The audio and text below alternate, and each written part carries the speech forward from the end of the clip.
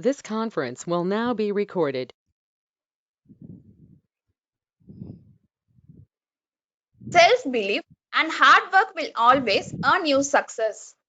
Good evening to one and all present here. I hope all are doing well. I'm Tedeshwani from CSE Department of Loyola Institute of Technology. I welcome you all for this wonderful webinar on efficiency of biodiversity in present scenario. A generous prayer is never presented in vain. The petition may be refused, but the petitioner is always, I believe, rewarded by some gracious visitation.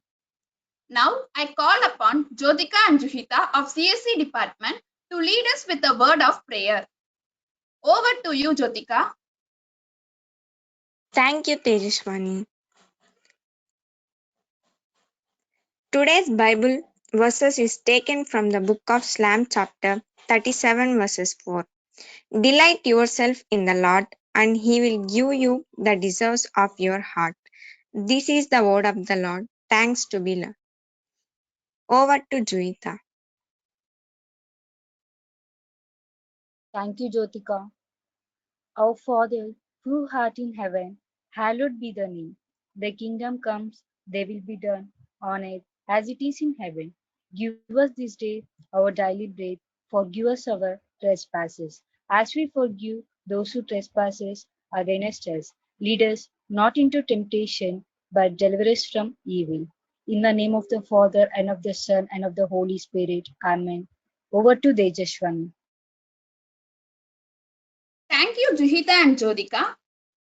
We would like to extend a special welcome to the speaker of the day. Now, I call upon Abhinaya of EEE department to deliver the welcome address. Over to you, Abhinaya. Thank you, Teju. Good evening to everyone gathered here. It's my pleasure to extend a cheerful welcome to all on behalf of Loyola Institute of Technology Management, Administrator, Principal, Dr. Sujata Anand Ma'am, Vice Principal cum HOD of ECE Department, Dr. L. Nalini Joseph Ma'am, and faculty members of Science and Humanity. We wholeheartedly welcome all the participants for this webinar. On behalf of the department, we welcome our speaker of today's session, Dr. K. Bhavya Devi, Associate Professor, Head of Department of Chemistry in Tassim B.V. Abdul Qadir College for Women. We welcome you wholeheartedly for the webinar on efficiency of biodiversity in present scenario. In this context, I welcome all the coordinators of this webinar, faculty members, professionals and friends to make this happen. Dear participants, once again, I welcome you all for the wonderful technical day. Thank you. Over to you, Teju. Thank you, Abhinaya. May I call upon JST of CSE department to introduce our speaker. Over to you, JST. Good evening to all. I'm Jayashree from CSE department. It gives immense pleasure to introduce our resource person, Dr. Bhavya Devi K. is currently working as an associate professor and head of the Department of Chemistry, Tassim B.V. Abdul Qadir College for Women, Kilakkarai, Ramnath, Tamil Nadu.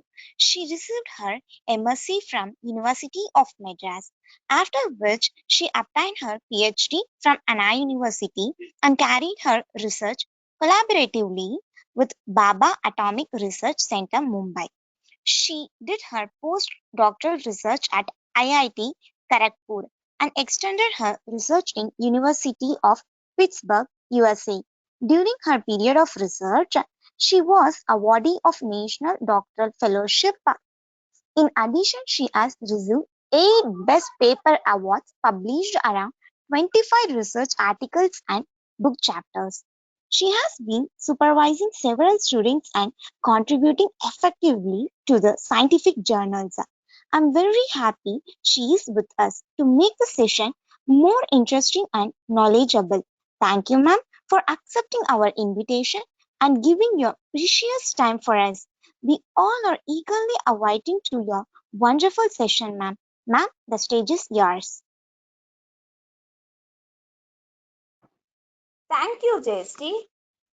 In times of stress, the best thing you can do for each other is to listen with our ears and our hearts and to be assured that our questions are just as important as our answers.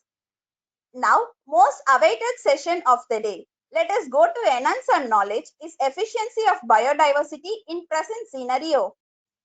I request Dr. Bhavya Devi, Associate Professor, HOD, Department of Chemistry, Tazim Bibi Abdul Qadir College for Women, Kirakirai, to take over the session.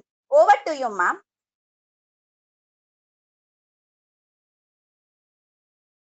Hello, is it audible? Yes, ma'am. Yeah, thank you. Thank you so much. Thank you so much for your nice introduction. So I thank everyone. I thank my dear friend, Mrs. D. Mohana, and other coordinator, Dr. R. Renuka Devi, for inviting me. So I'm so happy today. I'm there in front of you to just give a small seminar. So before that, I would just like you to say a few words regarding like it's a general thing to share, like make you motivate. And in this, what do you say, in this pandemic situation, like everyone are at home, we all are scared, with fear-minded. So just leave away everything. Just there is nothing fear, nothing. Nobody can take anything from us. So to start with, I'll just tell you one thing, my dear students. What is the main aim or what is the purpose of education? So, the main purpose of education is not only making a wealthy career. In addition to that, apart from that, we have to make a wealthy mind, healthy mind. So, what do you mean by healthy mind? Any idea what do you mean by healthy mind? Healthy mind includes all, we can say, regularity, punctuality, discipline, attitude, and etc. Each and everything. So the main aim or the main motto or the thing which we should have, the main thing is the power of attitude. So you might have heard the two most creatures in the world is identified as more powerful. One is eagle and one is lion. These both are the two animals makes them more powerful in their own kingdom. Eagle in the bird and lion in the animal kingdom.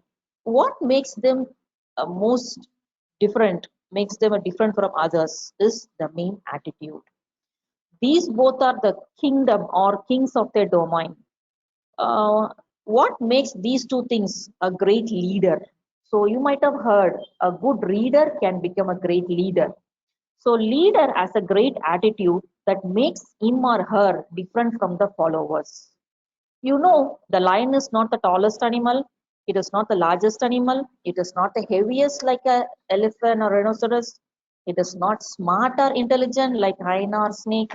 But it is considered as the most powerful, and we call it as a king of the jungle. Why? What makes it to be a king is the great attitude in it. The leadership quality of the lion determines the leader in the animal kingdom. Leadership determines everything in each and every situation. The most important thing which makes this lion or an eagle to fear in the sense is respect, is the great attitude.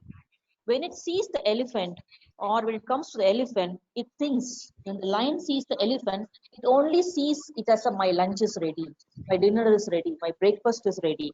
It never sees that, oh, the huge lion is in, elephant is in before me, it is in front of me, it will kill me. No, it only thinks my lunch is ready, nothing else. Even though the elephant is bigger, taller, and it is powerful and smarter, it considers only it as a lunch. The main thing is attitude. Attitude is the product of your beliefs. You cannot have an attitude beyond your belief. So your attitude comes from your own belief system.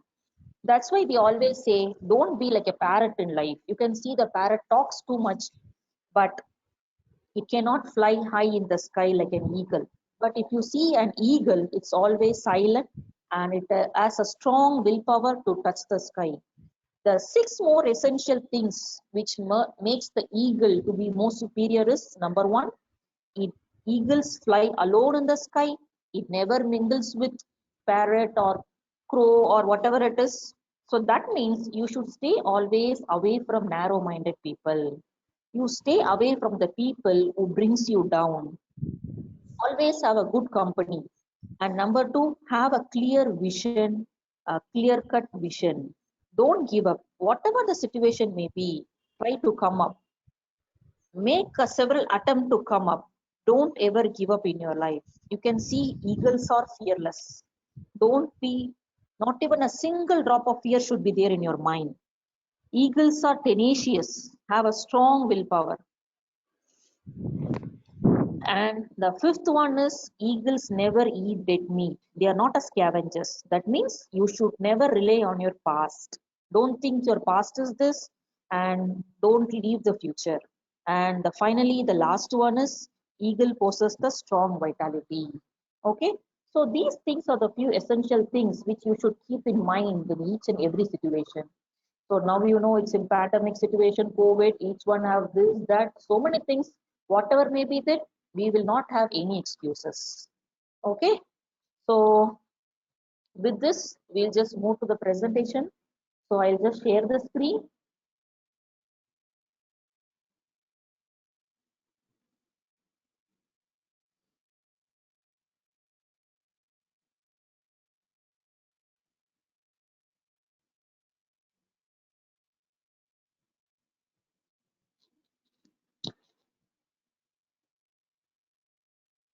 So I think, is it visible, right? You are able to see the screen? Yes, ma'am. Yes, Yeah, ma'am. thank you so much. Yeah, thank you. So, as they have introduced, so I am Dr. Bhavya, Associate Professor and Head from the Department of Chemistry, currently working in Tasim Bibi College for Women in Ramnath District. So, today we are going to see a general outline, not so much in detail, or I'm not going to say which you don't know already. It's all a general term. How this biodiversity, what do you mean by biodiversity? How this is going to be useful, or what is the present scenario? How this biodiversity, environment, ecosystem are related to each other. First, before that, let's see what do you mean by biodiversity. It's a biological diversity. It's abbreviated as biological diversity. That means bio means life. Diversity means variety. So biodiversity we defined as the variety and variability among all group of living organism which occurs in the system, which occurs in this ecosystem. So we always say we are not always independent. Like we say we don't exist alone. We are always independent and dependent on this ecosystem. And now let's see what do you mean by biodiversity. Who coined the term or who named it? The first person, the biologist, is Walter G. Rosen in 1986. He was the one who first coined the term biodiversity. What does it consist of? What is the level? What does the biodiversity says about is mainly three things. One is genetic diversity, one is species, and one finally is ecosystem. What do you mean by this three terms? From where it comes? You know, this biosphere comprises of a complex collection of innumerable organisms, like starting from unicellular, multicellular, and a huge animal, huge. Even in those days, we had all this dinosaurs, all these things. So, comprising or consisting of complex collection of organisms, we call it as a biodiversity, which supports or which constitutes the vital life or which gives you a support to the human race. So this biodiversity includes total of various forms of unicellular, that is starting from fungi, protozoa, bacteria, and multicellular organism starting from plants up to the mammals at various biological level. How this biodiversity and ecosystem and environment are together connected. So before that, we'll just see what do you mean by the word environment? From where does it comes? Who coined it? So mostly all the words we'll see from Greek or from Latin. So this word environment is derived from Old French, that is environner, which means surround, enclose, and encircle. So that means each and everything which is surrounding you, we call it as an environment. And the person who coined it is Jacob van Erkel in the year 90s. When he was working in the system, he found or he coined the term environment. With environment, and we can say the classification and understanding the composition is very, very essential. So you might have seen in your second semester, you study the topics, the one subject as environmental science and engineering. So what do you learn from that? What do you understand? What is the main aim of that subject? Is to understand the science and engineering behind this environment. Science. So what does the science says? Whichever you have a proof, whichever it can be trial and error method, which you have a proof for that, we say the main reason, or that in research we say if you have achieved something, or if you say find out something, we say the science behind this is correct.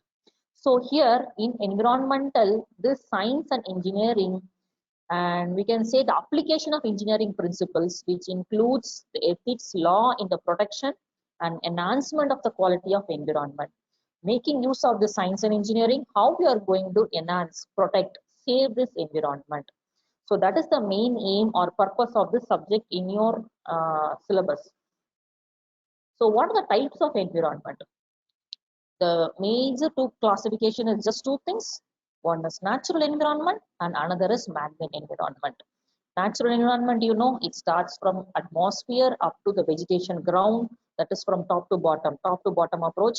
And the man-made environment is whatever we have constructed, buildings to bridges to railway stations and each and everything, whatever we have artificially made.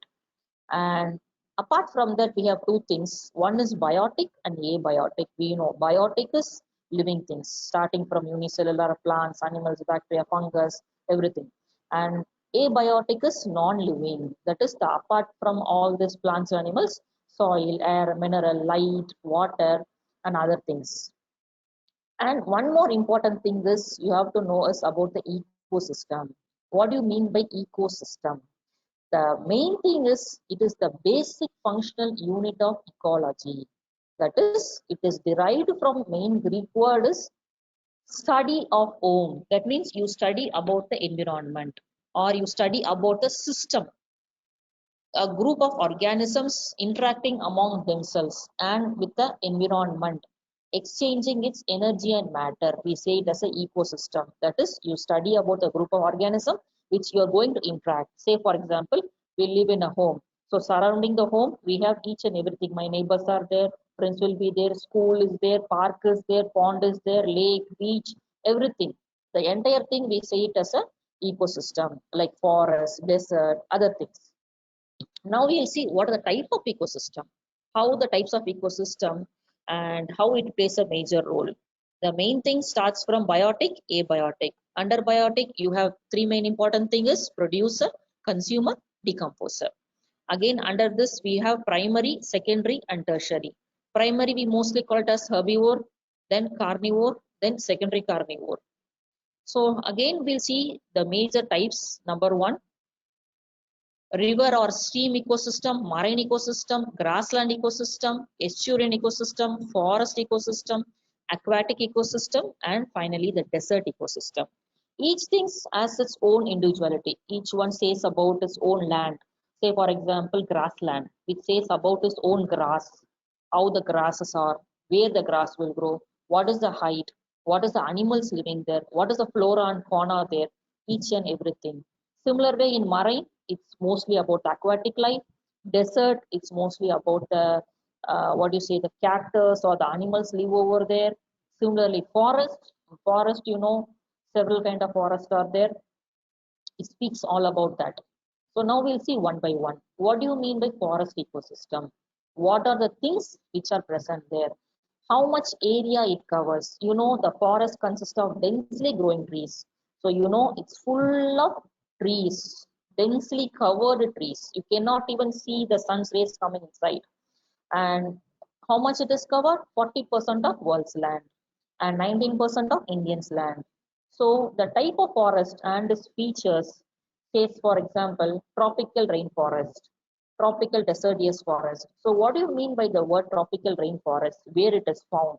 Mostly if you see in the equator, it is found just near to the equator.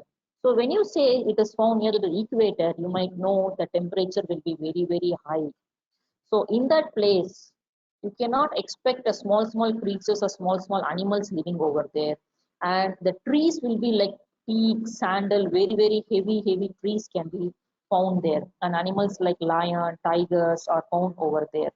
And next is tropical deciduous forest, a little bit away from the equator, just far away from the tropical rainforest. A little bit of warm climate is there, and it rains during the monsoon season. You don't get a frequent rain, but during the seasons you get a rainfall. Next, tropical shrub forest. What do you mean by that? They have a dry climate, and it's not for a too much long time. You have a small deciduous trees over there and small animals over there. Similarly, temperate rainforest. What does it mean? So rainforest, temperate rainforest, it is found in the areas where you get adequate rain, frequent rains are there, and you have a tall trees, you have small animals starting from squirrel, fox, all these things. Next, temperate deciduous forest, where it is found. What all the things are there, like oak and small animals like deer, fox, all these are found. Not too much of dense forest. And similar way, when you come back to grassland ecosystem, you can see where most of the tall grasses are there. These grasslands are large area filled with grasses, and it occupies about 20% of world's land. Coming back to the types of grassland, when you see that, you can say most of them are three things. One is tropical grassland, temperate grassland, and polar grassland. Too much hot, little bit of hot with rainfall, and it is too much of covered with snow. So when you can see a too much of covered with snow, it's very difficult to even find out a small blade of grass grown over there, because once you can see it is covered with highly snow and ice, very less animals try to live over there. It will be very, very difficult for their survival. And now coming back to desert ecosystem. So this is like a cartoon animated one. You can see from this, the Lion King. You might have seen the movie, the Timon and Pumbaa and all these things. So just for that animated, I have just kept it here. So in the desert ecosystem, you can see the deserts occupy 30% of the world's land. So here, the atmosphere, desert, it's always dry, and you cannot hardly you find some water, hardly some cactus are grown. You cannot find tall trees, you cannot find a bunch of roses or grasses growing over there.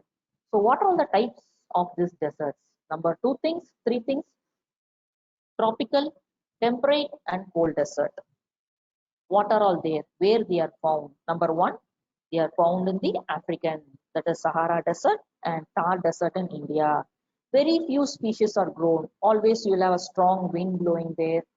And next one is temperate desert. They are found in South California, and they have extreme hot and extreme cold. Sometimes in desert you can find too much of cold in the night time, too much of hot in the daytime.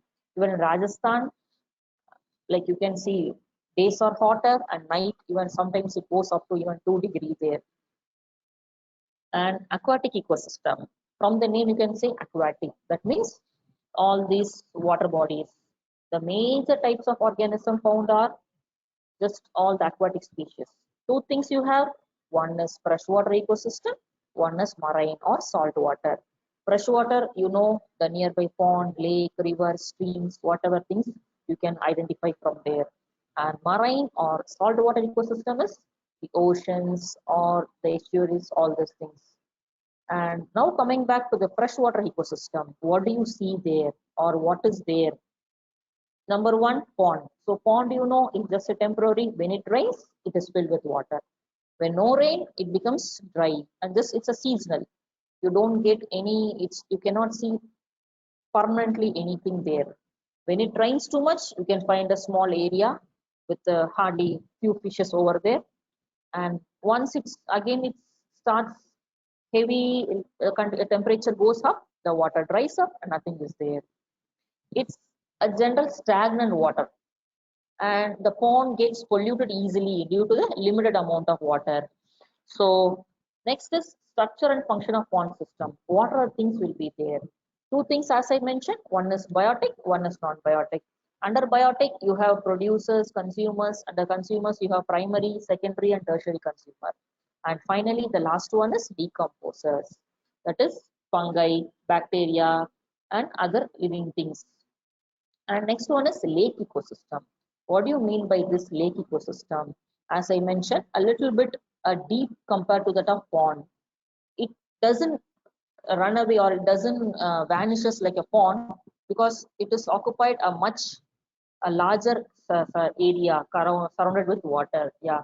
So here the lakes are supplied with rainfall or melting snow or the streams. Under types of lake, you have oligotrophic lakes, eutrophic lakes, and dystrophic volcanic. All these things, artificial lakes are there. So what does these things will bring out? They have low nutrition concentration and they have low pH and they receive water from the nearby areas. Sometimes they are more rich in salts and just they are created due to some what you can say construction of dams or nearby just to store the water. Next, marine or ocean ecosystem. So these things are the major one, and these oceans cover two-thirds of Earth's surface. That is where you get most of the sea products. These oceans, you have coastal zone, open zone. And next one, the most important thing is estuarine ecosystem. So here the estuary is a partially enclosed coastal areas at the mouth. So that is it is the place where the river meets the sea or joins the sea.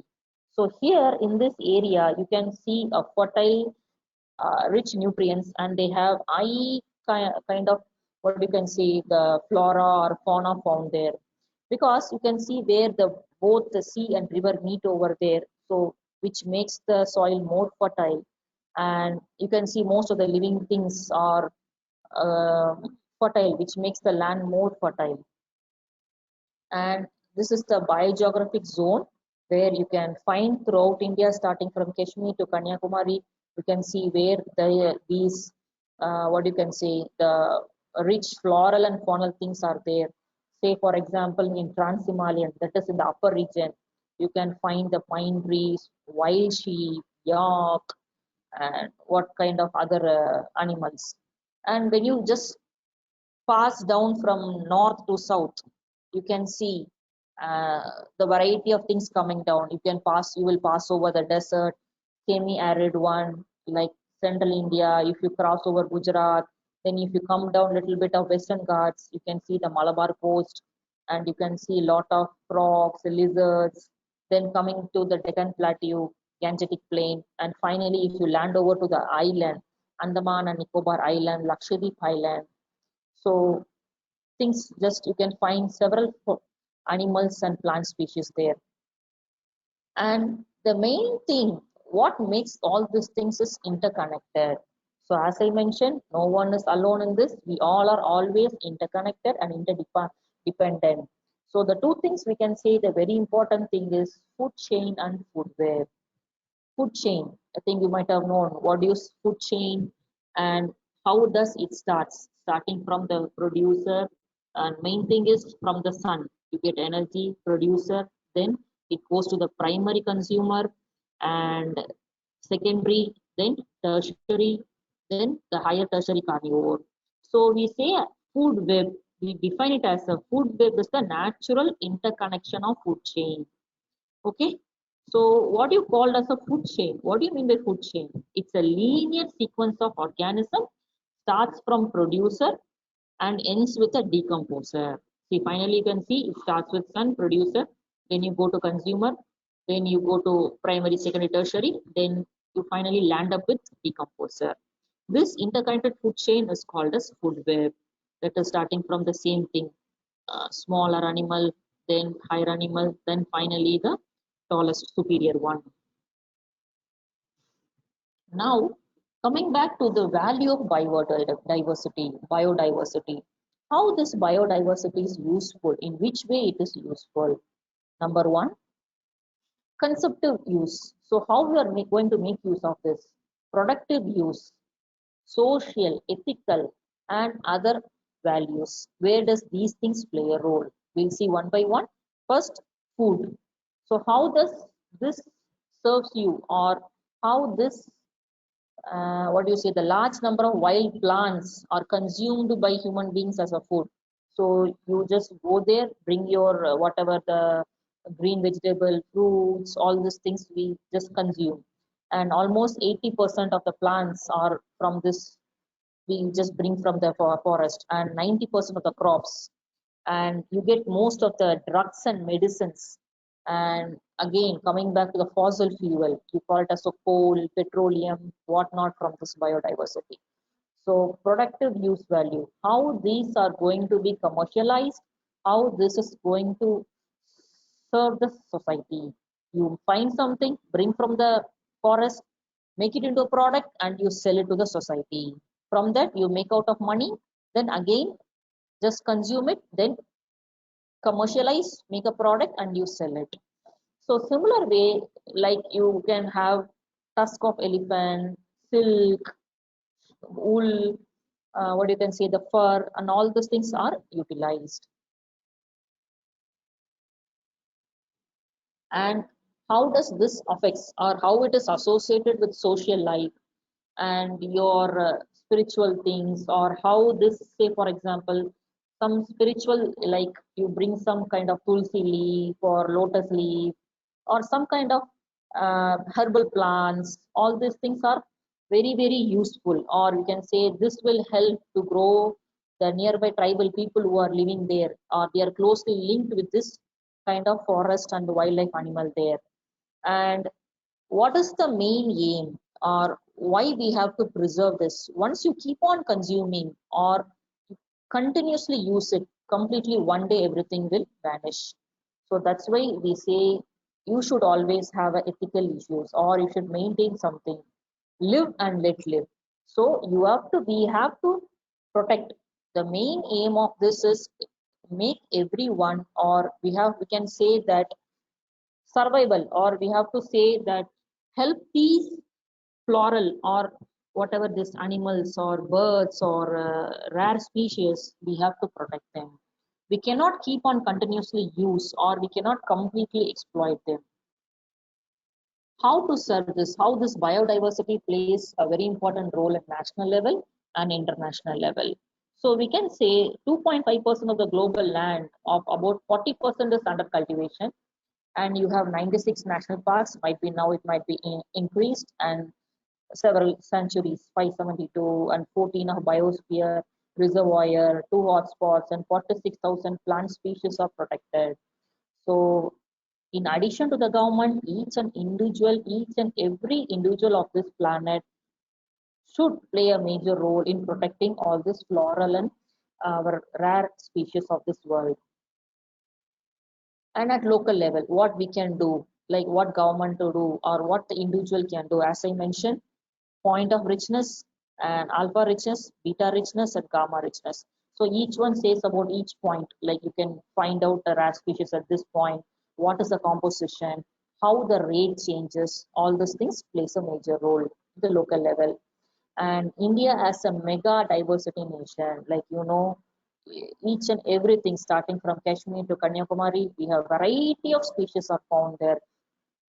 Like you can say in particular species you can find a rare crops growing there, and rare what you can say, the medicinal plants, herbal plants are found not in all the places, in few particular areas. And endangered species, how we are going to protect this endangered species, like how we have several NGOs, or this we similar to that we have International Union for Conservation of Nature and Natural Resources, that is IUCN. So there they publishes all the data, we call it as a red data book, which includes the list of endangered species of plants and animals. So there they will try to say, okay, these species are trying to come down, starting from 1 lakh, it came to 50,000, then 10,000, like the numbers are decreasing. So when the number starts to decrease, they try to bring it to the book. They call it as a red data book, that these plants and animals are trying to extinct. They are going to come down. They are going to come down into zero number. And here we have endemic species of India. What all the things are born, like almost 62% of floral things, and we have like lot and lot of rare species of plants and animals are completely gone, or completely just, you can say how these we can rare small things. And even recently in the news you might have heard that after long 26,000 of years they have found a small creatures which just came out of the ice. So similar way, conservation of this biodiversity. Two things. One is in situ conservation. One is ex situ conservation. In situ, ex situ. From the name you can say inside, outside. So how this biodiversity, or how because of this human activities, how this biodiversity needs an art. We have to preserve this to prevent from their extinction and future flourishing. You have to make it flourish, conserve, protect, prevent. So you can see the in situ and ex situ, and this ex situ involves conservation of wildlife, how you will serve. Like you can make a zoo, botanical garden, parks to just protect all this animal, take care. We can provide them with good food, shelter, water, help them to nourish and protect them from all kind of other, make them save, or you can prevent, or you can protect them. Advantage, what you will do, you can just care them, you can just make their life long span, and you can just make other people to know that these things are there. You can just show it for your future generation. So by this I'll just stop it. So thank you so much for your wonderful opportunity given to me. Thank you so much. Thanks for the wonderful session, ma'am. It was very knowledgeable and insightful information. This will enrich our knowledge in efficiency of biodiversity in present scenario. Students, if you have any questions, you can clarify now.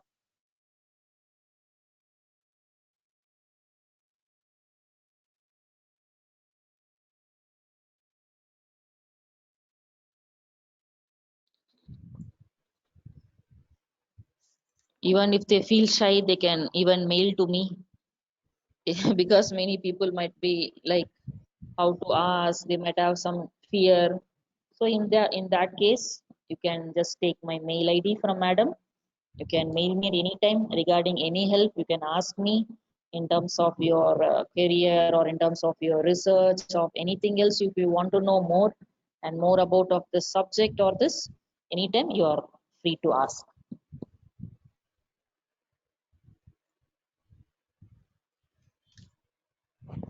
Yeah, ma'am. Thank you so much for the down to earth words, because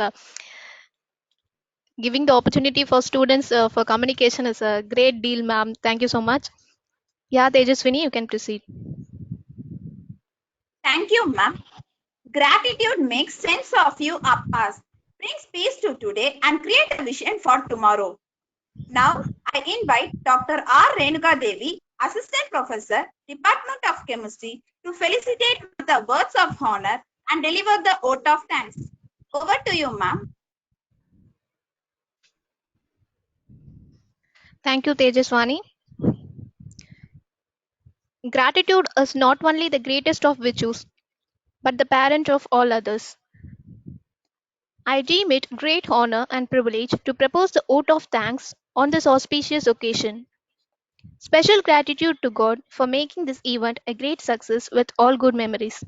I thank Administrator Reverend Sister Arul Selvi, Principal Dr. Sujata Anand, ma'am, Vice Principal Dr.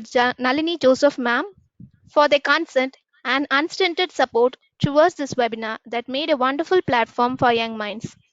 My heartfelt thanks to heads of various departments and faculties for the valuable suggestion and encouragement.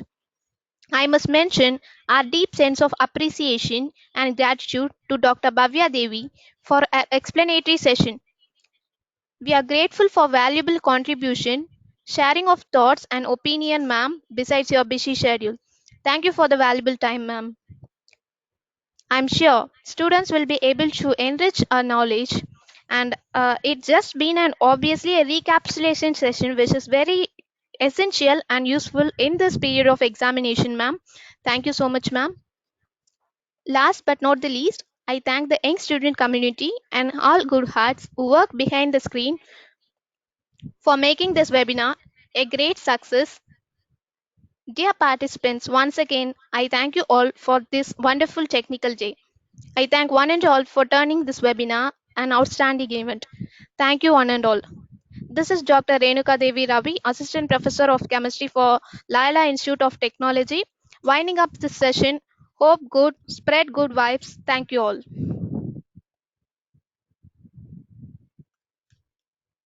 Thank you, ma'am. Over to Tejaswani. Thank you, ma'am. Don't try to be the best on the team. Try to be best for the team. My hearty thanks to everyone for the great success of the event. Stay safe, stay home, keep social distance. Thank you all.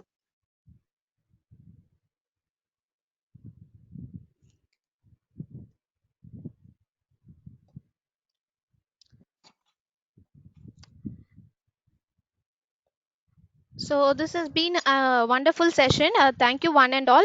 We are continuing our webinar series on tomorrow. So I request. Ma'am, I want to mention on here special thanks to Veerappan to make the invitation. Yeah, Okay, ma'am. Thank you. Veerappan, yes, please mention the Veerappan. Yeah. So we have been thanking our crew, hosted by Tejaswani of CSE, Bible reading by Jyotika of CSE, Lord's Prayer by Juhita of CSE, Welcome Address by Abhinaya of Triple E, Introduction by Jayashri of CSE, and vote of thanks or valedictory by myself, and the invitation design headed by Dr. Veerappan, yes. So, No. sorry. Veerappan, CSE student. Okay. Invitation designed by Veerappan CSE student. So thank you all guys. Without you, this would not be a practically possible one. So thank you all guys. Thank you. We have a webinar series which is going to continue tomorrow. So I request each and everyone to join tomorrow and have your certificate of participation. Thank you all. Hope to see you in another good session. Thank you one and all. Thank you, student.